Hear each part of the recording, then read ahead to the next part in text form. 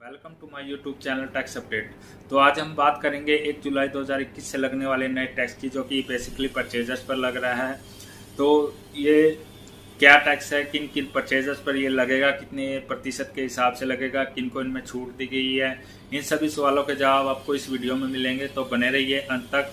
और साथ ही अगर आपने अभी तक मेरे चैनल को सब्सक्राइब नहीं किया तो सब्सक्राइब कर ले, बेल आइकन को दबा ले ताकि लेटेस्ट नोटिफिकेशन आप तक आती रहे। तो देखते हैं, बने रहिए वीडियो के अंत तक ताकि आपको ये कॉन्सेप्ट अच्छे से समझ में आ सके। सो आज हम बात कर रहे हैं टैक्स ऑन परचेज।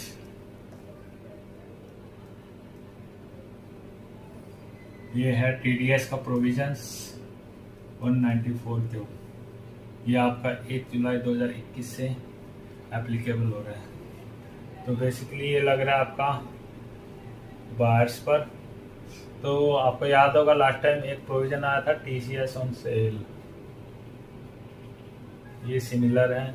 ये आपका सेलर्स पर लग रहा था।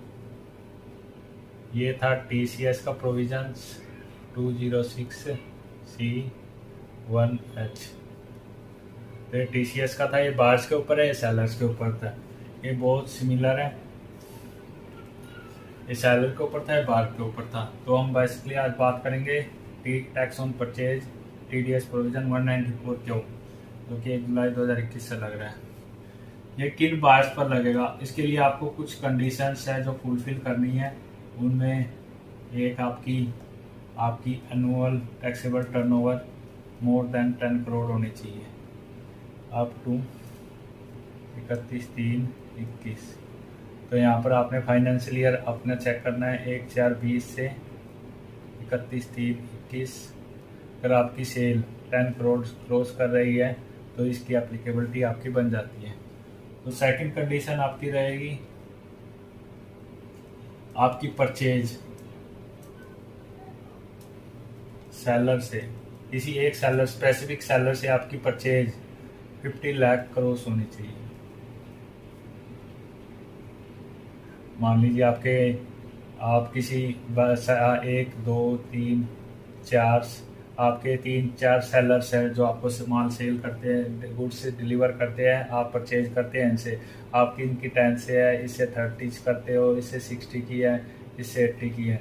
तो यहाँ पर आप देख सकें तो यहाँ पर इनकी आपका टीडीएस की लाइबिलिटी नहीं होती है। तो अब किसी सेलर से 50 लाख की कर रहे हैं तो आप यहाँ पर टीडीएस का प्रोविज़न लागू हो जाता है। तो आपकी ये किसी से 50 लाख अबाउट नहीं होती परचेज, तो ये आपका कंडीशन फुलफिल नहीं कर रहा, तो ये आपका टीडीएस का प्रोविज़न आप पर नहीं लगेगा। ऐसे ही आपकी अगर सेल 10 करोड़ से डाउन है, 10 करोड़ से डाउन है, तो इसकी भी लाइबिलिटी आप पर नहीं बनती। तो यहाँ पर दोनों ही कंडीशन फुलफिल होनी चाहिए, तभी आपकी इसकी एप्लीकेबिलिटी होनी चाहिए। फर्स्ट तो आपकी 10 करोड़ आपकी एग्रीगेट एनुअल टर्नओवर 10 करोड़ होनी चाहिए 31 मार्च 21 तक। सेकेंडली आपकी परचेज वैल्यू किसी एक स्पेसिफिक सेलर से 50 लाख अबव होनी चाहिए। तो दोनों ही कंडीशन फुलफिल होने के बाद ही यहाँ पर ये इसकी एप्लीकेबिलिटी होती है। तो इस रेट पर ये आपका एप्लीकेबिलिटी रहेगी। रेट आपका इसका 0.1% more than 50 lakh 50 lakh on purchase value on purchase. तो यहाँ पर आपने ये देखना है कि आपकी किस सेलर से परचेज 50 अबाउ क्रॉस कर रही है, 50 लाख से ऊपर हो रही है। तो यहाँ पर ये जो 50 लाख की अमाउंट है आपको 1/4/2021 से काउंट करनी है, क्योंकि प्रोविजंस है वो 1 जुलाई 2021 से लग रहा है, बट आपको 1 जुलाई 2021 से ही आपकी परचेज काउंट करनी है। मान लीजिए आपकी 1 जुलाई 2021 से आपकी जून 21 तक परचेज है 10 लाख, और 1 जुलाई के बाद आपकी उसकी परचेज हो गई है 40 लाख। तो यहाँ पर 50 लाख आपका क्रॉस हो जाता है, तो यहाँ पर ये इसकी एप्लीकेबिलिटी हो जाती है। तो आपने जो बेसिकली 50 लाख की परचेज काउंट करनी है वो 1 अप्रैल 2021 से करनी है, किसी ना कि 1 जुलाई 2021 से। तो ये हो गई रेट की बात। तो नेक्स्ट हमारा है किन बायर से, विच बायर्स तो वो रेजिडेंस बायर होना चाहिए, रेजिडेंस ऑफ इंडिया। तो यहाँ पर आपने ध्यान रखना है कि जो 50 लाख की परचेज है वो आपकी रेजिडेंट सेलर से होनी चाहिए। तो इंपोर्ट पर ये एप्लीकेबिलिटी, इंपोर्ट की वैल्यू पर आपने ये नहीं लगाना है, सिर्फ local purchase with in India जो आपकी परचेज रहेगी उसी पर इसकी एप्लीकेबिलिटी रहेगी। नेक्स्ट, टीडीएस कब डिडक्ट करना है, एट व्हाट टाइम आप बायर से,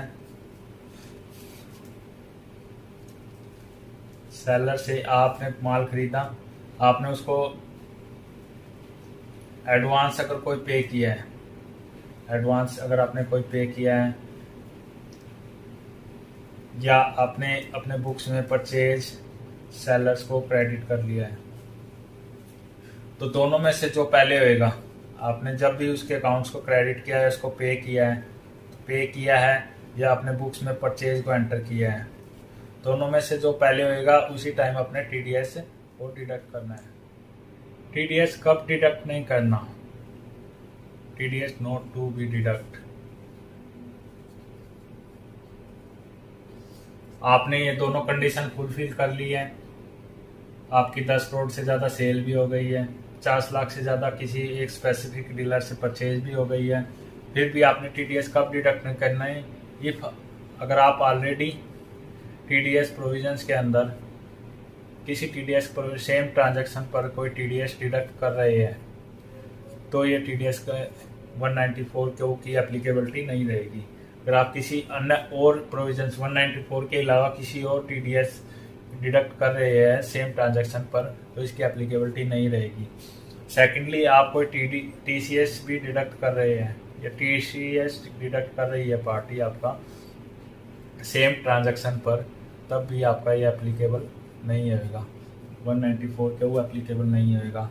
तो इन शॉर्ट, अगर आपका कोई टीडीएस कट रहा है सेम ट्रांजैक्शन पर, परचेज पर, तो आपका ये 194 लागू नहीं होएगा, क्योंकि एक ही ट्रांजैक्शन 2 बार टैक्स नहीं लगेगा। सेम टीडीएस डिडक्ट, कोई टीसीएस आपका डिडक्ट हो रहा है सेम ट्रांजैक्शन पर, तब भी ये इसकी 194 की लायबिलिटी नहीं रहेगी, एक्सक्लूडिंग इस सेक्शन के अलावा। यहाँ टीसीएस ये बताता है कि इस सेक्शन को छोड़कर 206C के अंदर टीडीएस डिडक्ट हो रहा है आपका सेम ट्रांजैक्शन पर, 206C के अंदर अगर आपका कोई टीसीएस डिडक्ट हो रहा है तो 194 की एप्लीकेबिलिटी 194 के वो नहीं लगेगा, एक्सक्लूडिंग। यहाँ पर ये बताता है 206 एक्सक्लूडिंग 206C1H। इसको छोड़कर अगर 206 के अंदर किसी और प्रोविजंस के अंदर आपका टीसीएस डिडक्ट हो रहा है तो 194 की लायबिलिटी नहीं रहेगा।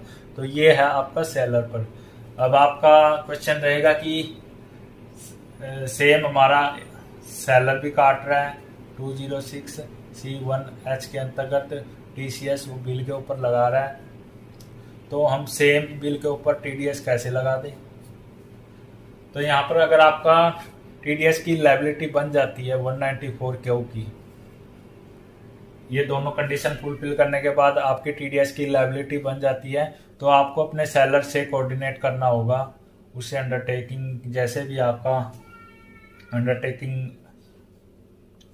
तो यहाँ पर आपको अपने सेलर को बताना होगा जी अब मैं 194 के अंदर आ चुका हूँ, तो अब आपने 206 नहीं काटना, 206(1)H नहीं काटना है, क्योंकि 194 इसको लैप्स कर देता है, इसको ख़त्म कर देता है।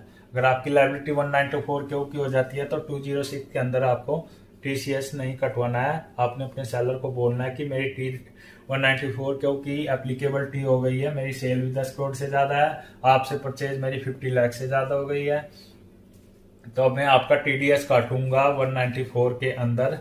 तो आपको 206 अब 1 जुलाई से नहीं काटना है। आपने उसको अपना 10 नंबर जैसे भी हो, बहुत सारी बड़ी बड़ी कंपनियां IOCL, LG वगैरह ये ऑनलाइन पार्टियों से अंडरटेकिंग ले रही है, तो उसके अंतर्गत ही अपना ध्यान रखते हुए इसी को आपका ये टीडीएस का प्रोविजंस लागू रहेगा।